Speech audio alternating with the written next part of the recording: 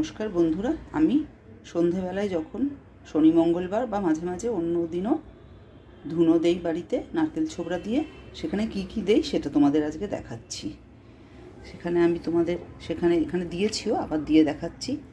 এই যে কালো সর্ষে দেই, এতে ঘরের নেগেটিভিটি দূর হয়। তার সাথে লবঙ্গ দেই, এই যে 3টে লবঙ্গ দিচ্ছি, লবঙ্গ দেই তিনটে লবঙ্গ, এই যে ফুলযুক্ত 3টে লবঙ্গ দিলাম। তার সাথে যেটা দেই সেটা হলো আমরা ধুনো দিতে গেলে যেটা দেই, ধুনোর গুঁড়ো, ওগুলো গুঁড়ো করে নেই, এটা একটু দিয়ে দেই। এটা দিলে ধুনোটা ভালো জ্বলে, গন্ধটাও ভালো ছাড়ে। যখন ধুনোটা তুমি সারা ঘরে ঘোরাবে খুবই ভালো। এগুলো দিয়ে নেবে, আর তার সাথে ভালো করে যাতে ধুনোটা জ্বলে তার জন্য কর্পূরের গুঁড়ো, তুমি কর্পূরের ছোটো ছোটো টিক্কিগুলোও দিয়ে দিতে পারো, আবার একটু গুঁড়ো করে দিলে আরও তাড়াতাড়ি ভালো মতন জ্বলে যাবে।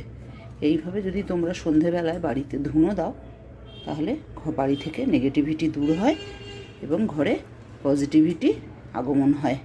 এটা তোমরা মাঝে মাঝে দেবে, খুবই ভালো ঘরে। এই যে